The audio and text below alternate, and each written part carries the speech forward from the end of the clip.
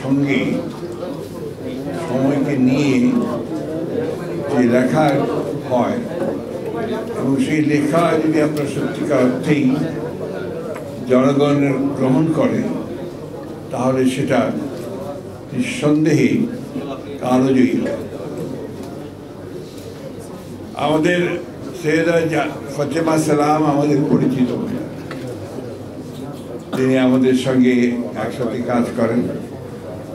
গণতন্ত্রের প্রতিষ্ঠার জন্য যে লড়াই আমরা লড়েছি সেই লড়াইয়ে তিনি সবসময় সামিল হয়েছেন।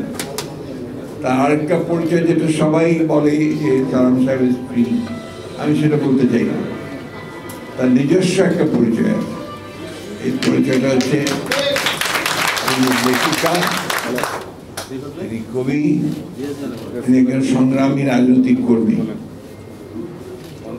আমি বইটি পড়ার সুযোগ পাইনি, তবে এখানে এসে যতটুকু দেখেছি তাতে আমাদের কবি আব্দুল সিকদার সাহেব যে কথাগুলো বললেন এই কথাগুলোই তার জন্য সবচেয়ে বেশি প্রযোজ্য।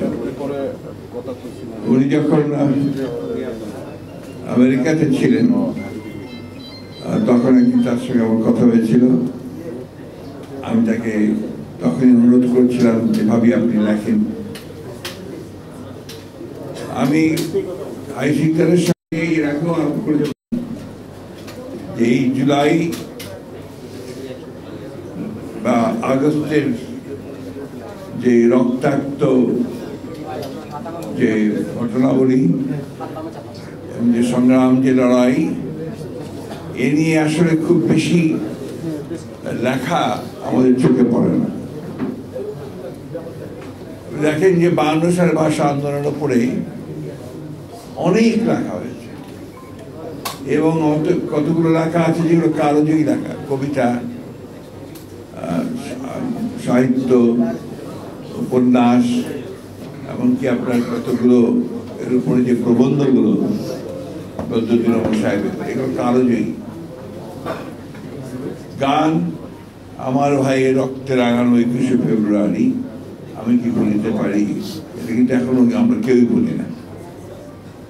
সেই ধরনের এখনো আমরা দেখিনি যে সেই ধরনের কোনো একটা গান বা সেই ধরনের একটা কবিতা বা সেই ধরনের একটা উপন্যাস এর মধ্যে লেখা হয়েছে।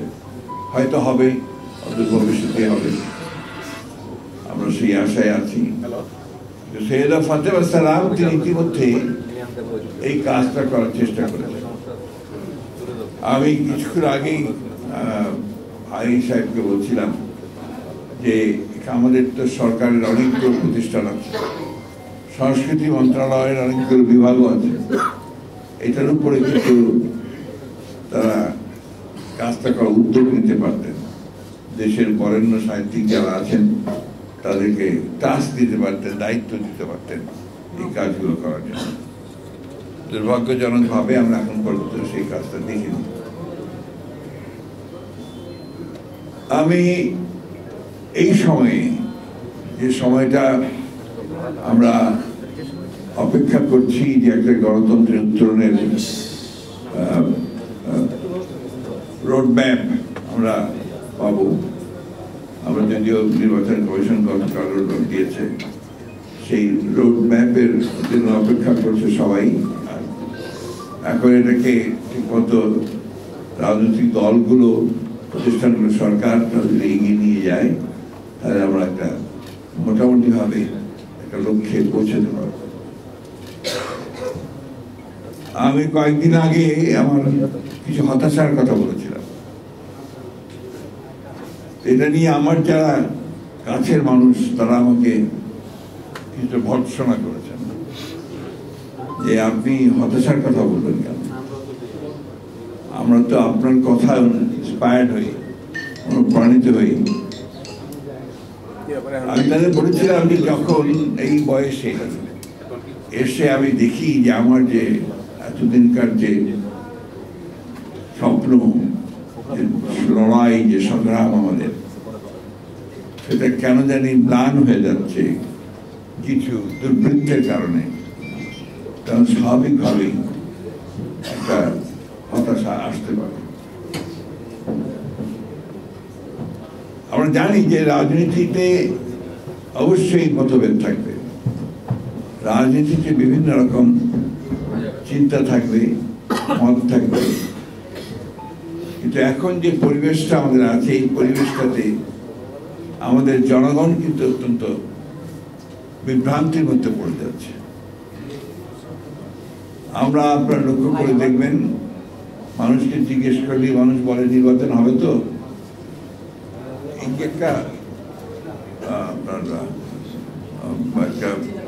এক ধরনের শঙ্কা, আশঙ্কা এবং এক ধরনের আপনার হতাশা এসে যায় যে হবে তো। আমি যেটা বলি সবসময় যে নির্বাচন হবেই, এবং যে ঘোষণা দেওয়া হয়েছে সেই সময়টাতেই হবে। এই কারণে যে এর কোনো বিকল্প নেই। আজকে যদি নির্বাচন বন্ধ করা হয় বা নির্বাচন না হয়, তাহলে এই জাতি প্রচন্ড রকমের ক্ষতিগ্রস্ত হবে এবং ফ্যাসিবাদের ফিরে আসার সম্ভাবনা অনেক বাড়বে। আপনারা নিশ্চয়ই লক্ষ্য করছেন যে বিভিন্ন খান থেকে বিভিন্ন সময় অনেকেই চেষ্টা করছে এই ফ্যাসিবাদকে নিয়ে আবার কথা বলার জন্য, এবং বিদেশেও আপনার এটা নিয়ে কাজ হচ্ছে। তাই নির্বাচনটা খুব দ্রুত দরকার, সে কথাটা আমরা বারবার বলেছি, এবং আমরা মনে করি যে একটা অবাধ সুষ্ঠু নিরপেক্ষ নির্বাচনের মধ্য দিয়েই আমরা আমাদের যে কাঙ্ক্ষিত লক্ষ্য গণতান্ত্রিক রাষ্ট্র ব্যবস্থা, সেই রাষ্ট্র ব্যবস্থায় আমরা যাওয়ার সুযোগ পাব। ডক্টর মাহাদিন যে কথাগুলো বলেছেন অত্যন্ত বাস্তবসম্মত কথা, যে আমরা সংস্কার করছি। সংস্কারের কথা তো প্রথম বিএনপি বলেছে। বাংলাদেশের যা কিছু পরিবর্তন, শুরু পরিবর্তনের কিন্তু আপনার বিএনপির মাধ্যমে। বাংলাদেশের জন্মের শুরুতেই তো আপনার যে মুক্তিযুদ্ধের ঘোষণা শহীদ প্রেসিডেন্ট জিয়া রহমানের কাছ থেকে আসে, যিনি পরে বিএনপি প্রতিষ্ঠা করেছিলেন। এই জিয়া রহমান সাহেব যখন বিএনপি প্রতিষ্ঠা করেন, তখন একদলীয় শাসন ব্যবস্থা থেকে তিনি কিন্তু বহুদলীয় গণতন্ত্র নিয়ে এসেছিলেন। এই জিয়া রহমান সাহেবই মিডিয়া স্বাধীনতা, জুডিশিয়ারির স্বাধীনতা নিশ্চিত করেছিলেন। এই জিয়া রহমান সাহেবই কিন্তু অর্থনীতিতে মুক্ত বাজার অর্থনীতির প্রবর্তন করেছিলেন, যার ফলে আমরা একটা পরিবর্তন অতি দ্রুত দেখতে পেয়েছি। এরপরে আমাদের নেতৃত্বের সাথে খালেদা জিয়া, তিনি প্রেসিডেন্সিয়াল ফর্ম অফ গভর্নমেন্ট থেকে পার্লামেন্টারি ফর্ম গভর্নমেন্টে নিয়ে নারী শিক্ষার একটা বিশাল রকমের রিফর্ম তিনি করেছেন, পরিবর্তন তিনি করেছেন, এবং অর্থনীতিকে তিনি সেই সময় এমন একটা চমৎকার জায়গায় নিয়ে যেতে সক্ষম হয়েছিলেন, যেখানে বলা হয়েছিল বাংলাদেশ ইমার্জিং টাইগার, একটা উদীয়মান বাঘ। এই বিষয়গুলো আমাদের কিন্তু বারবার বলা উচিত এই জন্যে যে কথাগুলোকে ঢাকা দিয়ে যাচ্ছে। কিছু কিছু প্রচারণা চালানো হয় এমনভাবে যে বিএনপি সংস্কারের বিরোধী।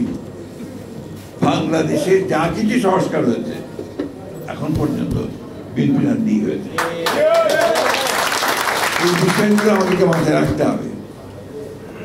আর দুর্ভাগ্যজনকভাবে কতগুলো রাজনৈতিক দল তারা মিথ্যা প্রচারণা, ভুল প্রচারণা করে বিএনপিকে হেয় প্রতিপন্ন করতে চায়। আমরা যারা বিএনপির সঙ্গে জড়িত, যারা বিএনপির কর্মী, শহীদ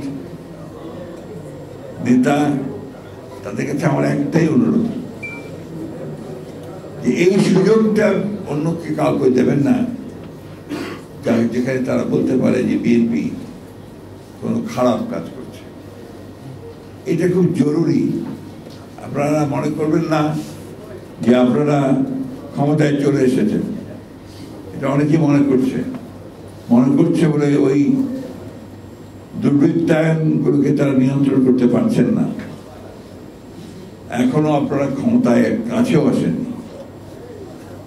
অনেক চক্রান্ত আছে, ষড়যন্ত্র আছে, সেগুলোকে ওভারকাম করে আপনাদের ঐক্য দিয়ে, আপনাদের ভালো কাজ দিয়ে আপনাদেরকে কিন্তু জনগণের কাছে যেতে হবে। আমি কথাগুলো আজকে এই জন্য বলছি, এই বইটি যে লেখা হয়েছে, তিনি কিন্তু একজন রাজনৈতিক কর্মীও, এবং ঘটনার উপর লিখছেন, পুরো ঘটনাটা হচ্ছে রাজনৈতিক ঘটনা। জুলাই আগস্টের উপরে এখন সবাই জোর দেয়। সত্য কথা যে জুলাই আগস্টে আপনার ছাত্ররা, তরুণরা বেরিয়ে এসে তারা আন্দোলন শুরু করেছে, কিন্তু আন্দোলনের শেষ দিনগুলোতে শুধু ছাত্ররাই ছিল না, শ্রমিক, কৃষক, মধ্যবিত্ত, চাকরিজীবী সমস্ত, এমনকি আমাদের মা বোনেরা বেরিয়ে এসেছিল। এবং সেই জন্যই জুলাই আগস্টের সম্ভব হয়েছিল ফ্যাসিবাদকে সরানো। আমি বক্তব্য বাড়াবো না, আজকে হচ্ছে আপনার শুক্রবার, সবাই আমরা নামাজের জন্য চলে যাব। একটি কথা আপনাদের সঙ্গে আবার আমি বলতে চাই যে সৈয়দা ফাতেমা সালামের যে লেখা, এই লেখাটা আপনারা পড়বেন, এই লেখাগুলো পড়বেন, আর সেই সঙ্গে দেশকে কি করে ভালোর দিকে নিয়ে যাওয়া যায়, আমাদের মনগুলোকে আরো কি করে পবিত্র করা যায়, আমরা কি করে মানুষের কল্যাণের জন্য কাজ করতে পারি, এই বিষয়গুলো আপনারা অত্যন্ত গভীরভাবে চিন্তা করুন। আজকে একটা পরিবর্তন মানুষ চায়, যে পরিবর্তনের জন্য মানুষ কিন্তু উন্মুখ হয়ে আছে, আর এই পরিবর্তন তারা বিএনপির কাছে চায়। সুতরাং বিএনপিকে এই পরিবর্তনটা দিতে হলে সেইভাবে কিন্তু তাদের নেতা কর্মী সবাইকে জনগণের সামনে নিয়ে আসতে হবে। এই কথাটা মনে রাখতে হবে। আসুন আমরা সেই লক্ষ্যে আমরা সামনের দিকে এগিয়ে যাই। আমি বারবার বলেছি, আমরা সবাই জানেন যে আমরা এই গণতন্ত্রের উত্তরণের জন্য আমরা 15 বছর ধরে লড়াই করেছি। এই গণতন্ত্রের উত্তরণের জন্যে আমাদের নেত্রী দেশনেত্রী বেগম খালেদা জিয়া, তিনি 6 বছর কারাগারে ছিলেন, এবং কি কষ্ট তিনি পেয়েছেন আমরা সবাই জানি, তাই না? আমাদের নেতা তারেক রহমান সাহেব, তিনি 15 বছর 16 বছর ধরে নির্বাসিত বিদেশে অবস্থান করেছেন। আমাদের অসংখ্য নেতা গুম হয়ে গেছে, গুম। ওই পরিবারগুলোর কথা আপনারা সবাই অনেকেই জানেন, তারা মাঝে মাঝে সামনে আসে, আপনাদের সামনে কথা বলে। তাদের বাচ্চারা যেন তাদের চোখের পানি পড়ে, তখন আমরা চোখের পানি রাখতে পারি। আজকে ওই যে আমাদের ত্যাগ শিকার, এই ত্যাগকে আমাদেরকে অবশ্যই মূল্যায়ন করতে হবে।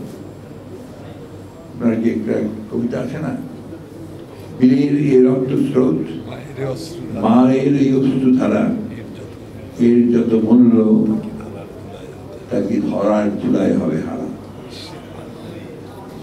কবিবর সেই কবিতা বলছেন, আসলে কবিতা এটা, এগুলো আমাদেরকে খুবই তাড়িত করে, দাঁড়িয়ে নিয়ে বেড়ানো।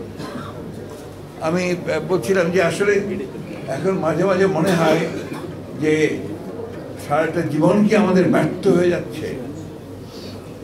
বাংলাদেশকে আমরা দেখতে চাই কিন্তু একটা সফল দেশ হিসাবে, ফেইল্ড স্টেট হিসাবে নয়। আর এই প্রেসিডেন্ট জিয়াউর রহমান সাহেবের উনি যদি না থাকতেন, তার কিন্তু বাংলাদেশ ফেইল্ড স্টেট হয়ে যেত। গণতন্ত্রকে আজকে আমরা সেই জায়গায় নিয়ে যেতে চাই, যে জায়গায় গণতন্ত্র সত্যিকার অর্থেই জনগণের কল্যাণের জন্য কাজ করতে পারে। মুষ্টিগত লোক, কোটিগত লোকের উন্নয়ন কোনো উন্নয়ন নয়। সমগ্র মানুষের, কৃষক, শ্রমিক, মেহনতি মানুষের উন্নয়ন যখন হবে, তখনই আপনার সেই উন্নয়নটার সংগ্রামটি সফল হবে। কালকে একজন বিখ্যাত সম্পাদক মহোদয়ের সঙ্গে আমার রাতে একটা আলোচনা চলছিল। সেখানে তিনি যে কথা বললেন, সে কথা আমার খুব পছন্দ হয়েছে। বলছে আপনারা কি করছেন না করছেন জানি না, কিন্তু বাংলাদেশের মানুষ কিন্তু বিএনপির উপরে তাকিয়ে আছে। বিএনপি তাদের পরিবর্তন আনবে। বিএনপি এই ফ্যাসিবাদ যে ধ্বংস করে দিয়ে গেছে, অর্থনীতি, সমাজকে, স্বাস্থ্য ব্যবস্থা, শিক্ষা ব্যবস্থা, এগুলো পরিবর্তন বিএনপি নিয়ে আসবে, এটা কিন্তু মানুষের আশা। ওই জায়গাটাকে আপনারা নষ্ট করবেন না, ওই জায়গাটা ধরে নেবেন এবং সেইটাকে যেন ফলপ্রসূ হয়, আমরা যেন সেইখানে পৌঁছতে পারি, তার জন্য আমাদেরকে কাজ করতে হবে। আমি আবার আপনাদেরকে অনুরোধ করব যে আমরা সবাই একটা বিষয়ে ঐক্যবদ্ধ হই, যে আমরা আমাদের দেশের মানুষের যে আশা, যে প্রত্যাশা, স্বপ্ন, সেটাকে আমরা বাস্তবায়িত করবার জন্য আমরা যারা বিএনপির কর্মী আছি তারা সবাই একযোগে কাজ করবো। এটা সবাই একটু মাথায় মনে রাখতে হবে। আর একটা কথা মনে রাখবেন, একটা ষড়যন্ত্র চলছে। সেই ষড়যন্ত্র হচ্ছে যে এই মধ্যপন্থা রাজনীতি, উদারপন্থী রাজনীতি, উদারপন্থী গণতন্ত্র, তাকে সরিয়ে দিয়ে একটা উগ্রবাদের রাজনীতিকে নিয়ে আসা বাংলাদেশে, এটাও বাংলাদেশের জন্য চরম ক্ষতিকর হবে। আমাদেরকে সেই জন্যই এই উদারপন্থী গণতন্ত্রকে প্রতিষ্ঠা করবার জন্য ঐক্যবদ্ধ হয়ে কাজ করতে হবে। ধন্যবাদ সকলকে, ধন্যবাদ আমাদের একটা সুযোগ করে দিয়েছে একটা ব্যতিক্রমী অনুষ্ঠানে আসার জন্য, এবং সেই সঙ্গে আমাদের কথার জাদুকর আপনারা